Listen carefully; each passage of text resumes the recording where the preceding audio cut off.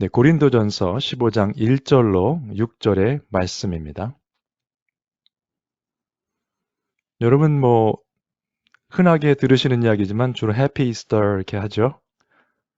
저희 교회에서 여러 번 설명을 드렸습니다마는 해피 이스터라는 그 단어, 이스터란 단어가 유래가 확실치 않아요. 그러나 인도 유로피안 랭귀지 그쪽으로 보면은 그 게르만족 그쪽 그 랭귀지죠. 그래서 아마도 동쪽이란 뜻이 있을 것이고, 혹은 그렇지 않다면 이스터라는 그 고대 언어로서 아마 봄에 그 다산을 상징하는 여신일 것이다. 이렇게들 말들 합니다. 이스터 선데이 해서 이렇게 그림을 보시면 보통 보시는 그림이 어떤 그림입니까? 토끼하고 계란이죠. 그 토끼하고 계란은 서로 상관은 없거든요. 근데 항상 같이 놓고 이렇게 그림을 보게 됩니다. 여러 가지 그 교회 액티비티를 보시면은 그 계란의 색깔도 칠하고 여러 가지 합니다만 전혀 상관없어요. 그리고 성경과도 전혀 상관이 없습니다. 예수님의 부활을 우리가 축하하는 날인데 토끼하고 달걀이 왜 나왔는지는 모르겠습니다. 그래서 여러 가지 말들이 있습니다. 학자들 간에 여러 가지 말이 있고, 처음에 이제 이스터라는 그 말이 에스더의 원래 그 언어다. 그래서 왔을 것이다. 그 이제 아케리안 랭귀지의 여신을 말하는 것이고, 성경에서 나오는 그 이방신들이죠. 아세라, 아스타롯 이런 용어들과 관계가 있다 하는데, 아세라 같은 경우는 이제 그 일반 이방신의 대표적인 이름이죠. 엘의 아내고, 바알 신의 어머니고, 아스타롯은 아세라의 딸이고 여러 가지 문헌들이 있습니다. 옛날에는 그 고대 어떤 문헌이 나오기 전까지는 아세라와 아스타롯을 같은 것으로 본 적도 있었습니다. 근데 이제 중요한 것은 아니지만은 조금 설명을 드리면 아케리안 랭귀지에서 이슈타라고 하는 거, 이건 성경에 나오진 않습니다만 이 아케리안이 언어가 여러분들 역사 시간에 배우셨던 함무라비 법전이 쓰여졌던 랭귀지입니다. 메소포타미아에. 그러니까 이제 메소포타미아에 보시면은 동쪽 메소포타미아 그 랭귀지가 있고 왼쪽이죠. 서쪽이죠. 서쪽 그 메소포타미아 랭귀지가 있는데 아케리안하고 이쪽은 히브리죠. 구약의 용어가 사용됐던 히브리어. 우가리릭이라는 이 랭귀지는 이 중간 단계인데 이 두 랭귀지가 우가리릭하고 아케리안이 히브리어에 영향을 많이 미쳤습니다. 그래서 이 단어들이 아세라, 아스타롯 이런 것들은 우가리릭 그 랭귀지를 사용하는 그쪽 고대 문명에서 많이 발견되는 용어들입니다. 사실은.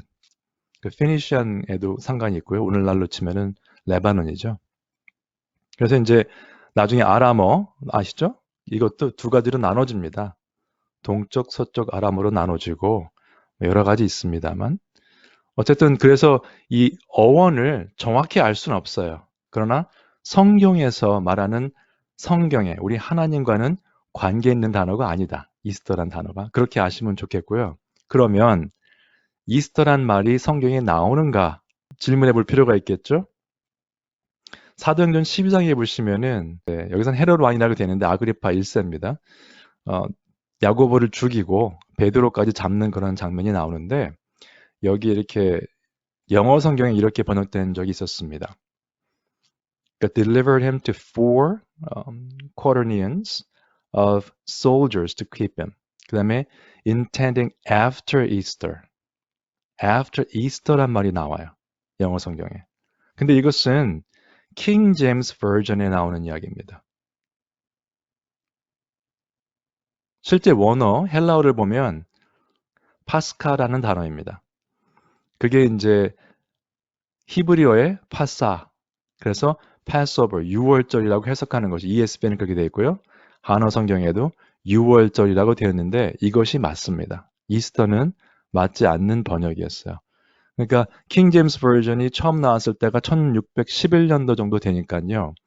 400년 전 이상 전 얘기죠. 그런데 그때도 이미 이스터란 단어가 많이 통용됐었던 것으로 보여집니다.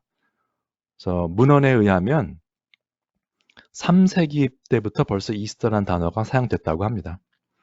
그런데 성경적으로 말씀을 드리면 우리가 한어로 말하는 부활주일이 가장 적합한 표현입니다. 영어로도 Happy Resurrection Day 하는 것이 성경적입니다. 그렇다고 해서 또 뭐 누가 해피 이스터 한다고 다투시거나 뭐 그러실 필요는 없지만은 정확히 크리스찬이라면 예수님의 부활을 기념하는 날 이스터란 말은 안 쓰시는 게 좋을 것 같습니다. 네, Happy Resurrection Day, 부활을 말하는 거기 때문에 그렇게 기억해 두시면 좋겠네요. 자, 이제 고린도전서 15장 들어갑니다.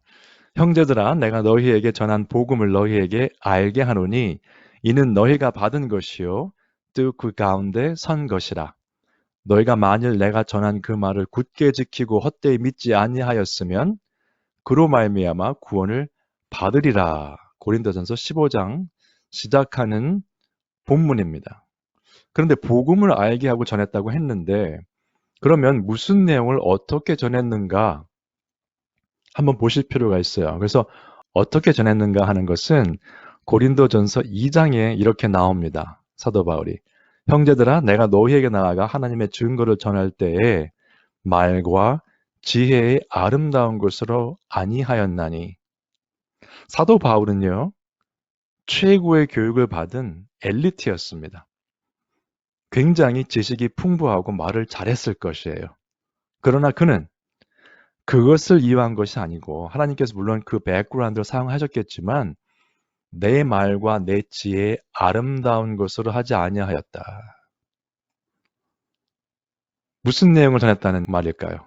그것은 다음에 나옵니다. 여기에. 내가 받은 것을 먼저 너에게 전하였노니 본인이 받은 것을 전한 것입니다. 본인이 말씀을 통해서 본인이 예수 그리스도를 통해서 깨달은 것을 그냥 전한 것뿐이에요. 뭐라 그랬죠? 이는 성경대로 그리스도께서 우리 죄를 위하여 죽으시고 장사 지낸 바 되셨다가 성경대로 사흘 만에 다시 살아나사. 근데 무엇이 중점이냐면 성경대로라는 것이에요. 내가 보니 내가 들은 것이 사람들이 말하기를 그게 아니고요. 성경대로 그리스도께서 우리 죄를 위해 죽으시고 장사 지낸 바 되셨다가 성경대로 사흘 만에 다시 살아나셨다. 성경대로. 예수 그리스도께서도 마태복음 4장에서 기록되었을 때. 우리 로마서 2년 전에 공부하셨죠? 로마서에 보시면 말씀하신 바 기록되었을 때 계속 나옵니다. 신약을 이해하시기 위해서는 구약 성경을 보셔야 됩니다. 왜냐하면 신약의 저자들이 구약의 말씀을 인용했어요. 다 말씀대로 이루어졌다. 또 복음서에도 나오죠. 예를 하나 들어보죠. 마태복음 이렇게 나옵니다. 예수 그리스도의 탄생에 대해서 아들을 낳으리니 이름을 예수라 하라. 이는 그가 자기 백성을 그들의 죄에서 구원할 자이심이라 하니라. 이 모든 일이 된 것은 주께서 선지자로 하신 말씀을 이루려 함이니. 이사야 말씀이죠. 비슷한 표현이 2장 계속 나옵니다. 그러므로 중요한 것은 성경 말씀이 무엇이라고 되어 있는가가 중요한 것이지 우리의 생각이나 우리의 느낌은 2차적인 일입니다. 네. 그리고 증인들에게 나타나셨어요. 게바, 베드로죠. 그 다음에 12제자, 500여 형제 한 번에 나타나셨죠. 야고보, 그 다음에 사도 바울. 그런데 재미있는 것은 500여 형제에게 일시에 보이셨는데 그 중에 지금까지 대다수는 살아있고 어떤 사람은 잠들었으며 성경적으로 잠들었다는 표현은 세상을 떠났다는 표현이죠. 지금까지 대다수는 살아있다는 이야기는 그때 예수님의 부활하신 모습을 보았던 사람들이 있다. 그러므로 이 고린도 전서 후서가 쓰여졌을 때 사도 바울의 서신서를 읽은 사람 중에 분명히 이 증인들이 있었을 것입니다. 근데 만약에 예수님의 부활 사건이 실제 사건이 아니었다면 그때 그런 일 없었는데 라고 말을 했겠죠. 그랬다면 이 성경 말씀이 살아남을 수가 없습니다. 지금도 살아있다. 너희들도 알지 않느냐. 증인 아니냐. 그 말이거든요. 그때 보았지 않느냐. 아, 맞다. 그때 예수님 살아나셨지. 그 말이 확인이 됐기 때문에 이 말씀이 지금까지 우리한테 읽혀지고 있는 것입니다. 그런데 증인이 있고 예수 그리스도를 직접 본 사람들이 있지만 부활에 관한 것은 예나 지금이나 믿지 못하는 사람들이 많습니다. 믿지 않는다기보다 믿지 못하는 사람들이 많아요. 마가복음 16장 한번 보시죠. 예수께서 안식 후 첫날, 주일이죠. 안식 후 첫날이니까. 그러니까 안식일이 토요일이니까 안식 후 첫날은 주일입니다. 이른 아침에 살아나신 후 전에 7 귀신을 쫓아내어 주신 막달라 마리아에게 먼저 보이시니 마리아가 가서 예수와 함께하던 사람들이 아마도 제자들이겠죠? 슬퍼하며 울고 있는 중에 이 일을 알림해 그들은 예수께서 살아나셨다는 것과 마리아에게 보이셨다는 것을 듣고도 믿지 아니하니라. 3년 반 동안 예수님을 쫓아다니고 예수님께 배우고 예수님의 말씀을 들어서 분명히 고난을 받으시고 부활하셔야 된다는 말씀을 들었음에도 불구하고 막상 증인이 나타나서 말을 하니 믿지 않았다는 것입니다. 마지막 우리가 잘 아시는 마태복음 28장 지상명령이라고 하죠. 예수께서 나와 말씀하여 이르시되 하늘과 땅의 모든 권세를 내게 주셨으니 그러므로 너희는 가서 모든 족속으로 제자를 삼아 쭉 잘 아시는 본문입니다. 어떻게 보면 예수님의 유언과 같은 사도행전 1장 8절과 더불어서 유언과 같은 말씀을 하셨는데 이때에도 11제자가 이제 가룟 유다는 없죠. 11제자가 갈릴리에 가서 예수께서 지시하신 산에 이르러 예수를 배웁고 경배하나 아직도 의심하는 사람들이 있었더라. 여기 있다고 했는데 의심하는 사람이 있다고 했는데 11명 제자 중에도 의심하는 사람이 있었다는 겁니다. 예수님의 지상 명령을 들으면서도 저분이 예수님 맞나? 그러고 앉아 있었다는 것이죠.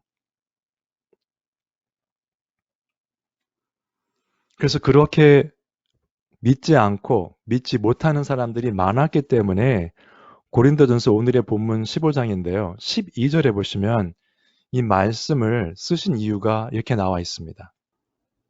그리스도께서 죽은 자 가운데서 다시 살아나셨다 전파되었거늘 너희 중에서 어떤 사람들은 어찌하여 죽은 자 가운데서 부활이 없다 하느냐. 그래서 이 말씀을 쭉 설명하는 거예요. 고린도전서 15장은요. 특별히 육체의 부활에 관한 부분입니다. 그러니까 어떤 경우는 우리가 성경 말씀을 잘 이렇게 읽지 않고 생각을 안 하면 영적으로 그냥 천국 가는 것에 대한 것만 생각을 하세요. 그러나 육적인 부활이 있다고 분명히 말씀하십니다. 성경에서는. 예. 그런데 고린도 전서가 쓰여졌던 그때 상황을 조금 이해하시면 왜 이런 말들이 쓰여졌어 했는지를 좀 더 우리가 확실히 알 수가 있습니다. 고린도가 지금 현대의 그리스 남단이거든요. 그러므로 고대 그리스 철학이 아주 만연했던 그런 지역입니다. 그리고 그때 당시의 논리와 이런 사상들이 그런 영향을 많이 받았겠죠. 그리스 철학에. 그래서 플라톤, 물론 이제 소크라테스가 글을 쓰진 않았습니다만 플라톤이 소크라테스의 제자로서 소크라테스의 그 대화들을 많이 기록을 했습니다. 그 대화 중에 영에 관한 이야기가 나와요. 근데 그들의 그 논리는 뭐였냐면 육체는 영을 가두는 제한시키는 그러한 것이다. 그러므로 진정한 평화를 느낄 수 없기 때문에 사람이 죽을 때에 그 영이 자유로워진다는 그런 사상이 있었어요. 그러므로 그들에게는 육체는 걸림돌이 되는 것이죠. 우리 영의 그 평화를 위해서. 그리고 그런 사상적인 영향 때문에 크리스찬 커뮤니티에 있던 그 영지주의랑은 조금 다를 수 있습니다만 영지주의 중에 육의 것은 좋지 않고 영의 것은 좋다 이렇게 가르치는 게 있습니다. 그러므로 우리의 육체, 이 물질적인 세계는 별 의미가 없다는 것이죠. 영적인 세계만 추구했던 그래서 그런 사람들의 백그라운드가 있기 때문에 부활, 육체의 부활에 관한 얘기를 들을 때 그게 필요한가? 라는 의심을 했을 것입니다. 당연한 이야기죠. 그러면 지금은 어떻습니까? 그때 당시엔 그랬지만은 지금 현대 사회에 성경 말씀의 이야기를 쭉 그냥 들려드리면 대부분 믿지 못하는 부분들이 많이 나옵니다. 그래서 여러 가지 시도들이 많죠. 성경 말씀이 좋은 말씀이니 읽고는 싶은데 그러면 이렇게 하자. 믿기 힘든 내용을 다 빼자는 거죠. 창조보다는 아마 다윈의 이런 theory가 맞는 것 같다.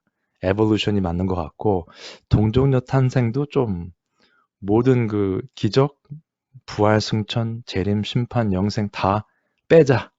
그러면 뭐가 남을까요? 믿을 수 있는 내용이 남죠. 이성적으로 아주 납득이 되는 거. 예를 들어서 이스라엘 역사 같은 부분은 그런 일이 있었겠구나. 납득이 됩니다. 그러면 역사서적이나 뉴스페이퍼를 보는 것과 다를 것이 없습니다.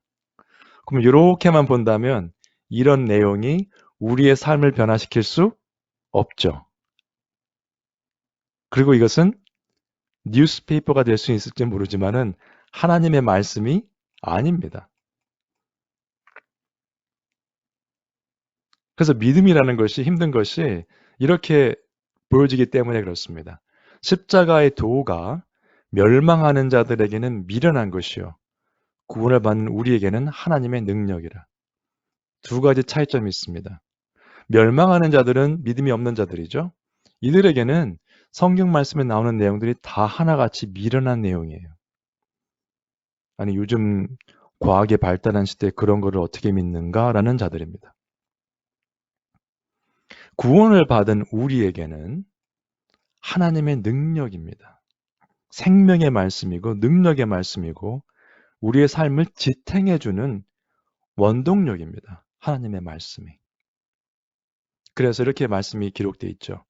기록된 바 내가 지혜 있는 자들의 지혜를 멸하고 예를 들어서 고대 그리스 문화의 철학으로 완전 무장이 된 지혜로운 자들 그때 당시에 그렇죠? 그 자들을 멸하고 총명한 자들의 총명을 폐하리라 하였으니 지혜 있는 자가 어디 있느냐?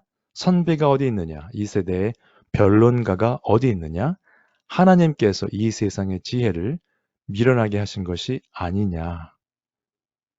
사도 바울의 말입니다. 사도 바울은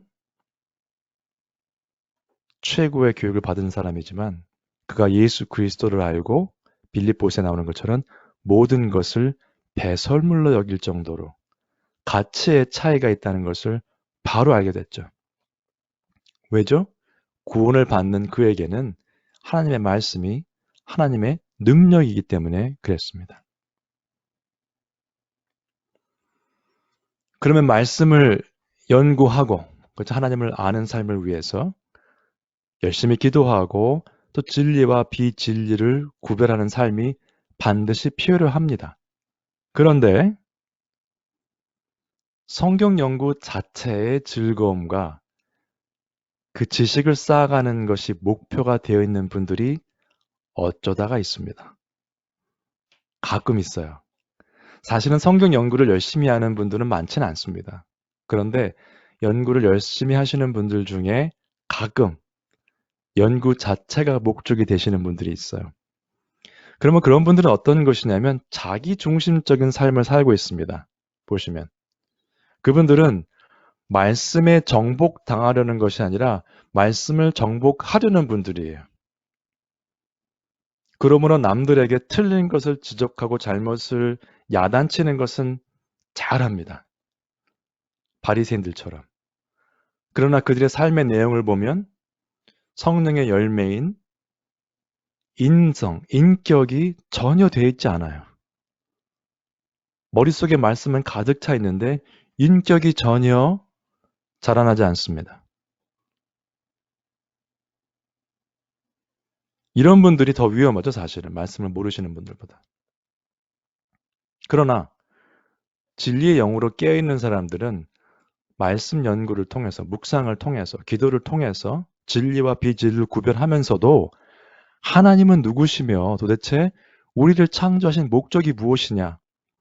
그러므로 결론을 어떻게 내리냐면 하나님께서 기뻐하시는 삶이 무엇인가 고민하는 사람들입니다. 오늘 기도하시면서 말씀하신 것처럼 말씀이 그러한가 하고 매일 상고하는 그 모습은 뭡니까? 내가 과연 성도의 삶을 살고 있는가 고민하시는 분들이에요. 제가 지난주에 한 성도님하고 전화통화를 하면서 그분도 성경 말씀을 많이 공부하신 분인데 믿음에 관한 굉장히 기본적인 내용을 우리가 고민하면서 1시간 이상 통화를 했습니다. 그런 분들은 내가 지금 사는 목적이 무엇인가, 하나님의 뜻이 무엇인가를 고민하시는 분들이죠. 단순하게 성경 연구만 해서 지식을 증가시키는 분이 아니고 정말 기초적인 문제 같지만은 그 문제를 늘 고민하셔야 되는 것이에요. 내가 구원받은 자로서 과연 잘 산다는 이야기는 하나님의 뜻 가운데 살고 있는가 고민하는 그런 말씀을 들으면서 제가 많이 도전을 받았습니다. 말씀도 가르치고 하시는 분인데 그런 고민을 하시는 분들이 많은 교회일수록 그 교회는 건강한 교회가 됩니다. 그런 분들은 반드시 그리스도 안에서 열매를 맺는 삶을 살게 되죠. 성경 연구만 열심히 해서 성령의 열매를 맺지 못하는 삶을 사시는 분들과 말씀을 통해서 매일매일 삶이 변해 가시는 분, 또 그분을 통해서 그분의 가정이 변하시는 분, 그분의 직장과 교회가 변화되시는 그런 분들은 그리스도 안에서 분명히 열매 맺는 성도이십니다. 여러분들은 어느 쪽에 서 계십니까? 혹시 잘못된 곳에 서 계시다면 맞는 자리로 하나님의 성도에 하나님께서 기뻐하시는 그런 자리로 옮겨 오실 수 있도록 기도하시고 하나님의 은혜를 구하시기 바랍니다. 그래서 결론적으로 하나님을 아는 지식이 매우 중요합니다. 그것이 시작이 안 되면 아무것도 일어날 수가 없어요. 그래서 존 캘빈이 이런 말을 했습니다. Without knowledge of God, 하나님을 알지 못하면 우리 자신에 대해서 알 수 없다. 우리 삶을 보시면 요즘 그 현대사회에 나 자신의 아이덴티티죠. 내가 누구지? 내가 왜 이렇게 살지? 삶이 뭐지? 이런 고민하면서 사시는 분들이 엄청나게 많고요. 내가 무엇인지, 내 삶이 무엇인지를 정확히 모르기 때문에 시간과 모든 정력을 소비하면서 아무 의미 없이 하루하루 지내는 삶을 허비하는 젊은이들이 너무 많습니다. 그뿐 아니라 그것 때문에 흔히 말하는 디프레션이라고 하죠. 어려운 상황에 처한 사람들이 엄청나게 많아요. 왜? 삶의 의미를 못 느끼거든요. 근본적으로는 예외는 있겠습니다만 하나님을 모르면 나 자신을 알 수 없고 나 자신을 알 수 없다면 이 삶에 대해서 이해를 할 수가 없습니다. 왜 사는지. 목적의식도 없고 그러면 사는 것이 고통스럽죠. 기독교 강요라는 책을 캘빈이 썼는데 그 책에 이렇게 나옵니다. It is certain that man never achieves a clear knowledge of himself. 자신을 절대 알 수가 없다. Unless 뭘 하기 전에는 먼저 하나님을 바라보고 하나님에 대해서 알아가면서 말씀을 통해서겠죠. 거기에서 내려오면서 나 자신을 보지 않으면 나 자신의 삶의 의미에 대해서 절대 알 수 없다는 것입니다. 정확한 표현이죠. 근데 우리는 하나님을 알겠다는 그 노력보다는 그냥 나를 알고 싶어 해요. 내 삶의 의미를 그냥 알고 싶어 해요. 하나님과 동떨어진 상태에서. 그러므로 그 수고가 열매 맺지 못하는 것입니다. 그 수고의 결과가 만족스럽지 못한 것은 그 수고에 하나님이 들어가 있지 않기 때문이에요. 그 수고가 하나님으로부터 시작되지 않기 때문에 어려운 것입니다. 여러분 세례 받으실 때 이 말씀을 많이 들으십니다. 한 번 더 보여드리죠. 로마서에 나오는 말씀이죠. 무릇 그리스도 예수와 합하여 세례를 받은 우리는 그의 죽으심과 합하여 세례를 받은 줄을 알지 못하느냐. 예수님의 죽음과 합하여 세례를 받았다. 세례를 받을 때 원래 물에 잠기는 게 맞죠, 성경적으로. 그래서 물에 잠긴다는 건 뭡니까? 내 옛사람이 죽는 표시입니다. 세례 예식 자체에 큰 의미가 있지는 않습니다. 그것 때문에 영생을 받고 안 받고는 아니지만은 세례 의식의 의미는 나는 이런 사람입니다. 이제 예수님을 만나서 거듭납니다라는 그것을 대중 앞에서 표현하는 거잖아요. 물속에 들어가는 것은 내 옛사람은 죽습니다입니다. 그러므로 우리가 그의 죽으심과 합하여 세례를 받음으로 그와 함께 장사되었나니 죽는 파트죠. 이는 아버지의 영광으로 말미암아 그리스도를 죽은 자 가운데서 살리심과 같이 우리로 또한 새 생명 가운데서 행하게 하려 함이라. 물에서 나올 때에는 세례를 받고 나올 때에는 이제 새 사람이 되어서 나오는 것이에요. 저희가 지난주에 봤던 요한복음 3장에 니고데모가 거듭남에 대해서 의문을 가졌던 부분이죠. 어떻게 어머니 뱃속에 다시 들어갑니까? 그 뜻이 아니고 영으로 거듭나야 된다. 그러면 내 속 사람이 거듭나는 것입니다. 겉 사람은 변화가 없어요. 여러분들은 세례를 받으셨죠? 제가 알기로는 아마 이 예배 참석하신 모든 분들이 세례를 받으셨는데 그 세례는 내가 예수 그리스도의 자녀로 예수 그리스도를 믿는 자로 살겠다는 다짐이었죠. 그렇다면 여러분은 지금 새 생명 가운데 거하고 계십니까? 한번 스스로 질문해 보시고 삶을 돌아보시기 바랍니다. 그 믿음은 말씀으로부터 오기 때문에 하나님을 알아가는 것이 중요하다 말씀을 드렸습니다. 이사야서 55장을 보시면 하나님의 말씀의 파워가 이렇게 설명되어 있습니다. 이는 비와 눈이 하늘로부터 내려서 그리로 되돌아가지 아니하고 땅을 적셔서 소출이 나게 하며 싹이 나게 하며 파종하는 자에게는 종자를 주며 먹는 자에게는 양식을 줌과 같이 비와 눈이 내리면요. 그냥 내렸다가 다시 올라가는 것이 아닙니다. 내려와서 할 일을 다 하죠. 여기저기 땅을 적시고 그 농부들에게 필요한 것들을 제공해 줍니다. 그리고 돌아가는 것이죠. 같은 원리죠. 내 입에서 나가는 말도 이와 같이 헛되이 내게로 돌아오지 않고 나의 기뻐하는 뜻을 이루며 내가 보낸 일에 형통함이니라. 하나님의 말씀, 기록된 말씀은요, 그냥 왔다가 가는 말씀이 아닙니다. 우리가 가볍게 그냥 읽고 넘어갈 그런 말씀이 아니에요. 여러분 성경 말씀을 펴실 때 예를 들어서 어제 성경 말씀을 읽으셨죠? 그 다음에 오늘 읽으실 때 어디까지 읽었지? 그러고선 책갈피를 딱 열어서 탁 열고 보십니까? 사실은 소설책은 그렇게 보셔도 돼요. 근데 그 말씀을 펴실 때 꼭 무릎 꿇고 기도하실 필요는 없지만은 말씀을 보시고 말씀을 집어드는 때부터 마음속으로 기도하시면서 펴시기 바랍니다. 어디까지 읽었지? 그게 중요한 것은 아니고요. 기도하시면서 하나님 오늘 말씀을 펼 때 그 말씀을 통해서 은혜를 주시고 제가 하나님의 말씀을 깨달아서 또 속사람이 새로워질 수 있는 은총을 베풀어 주시옵소서 그런 기도하는 마음으로 말씀을 펴셔야 돼요. 왜요?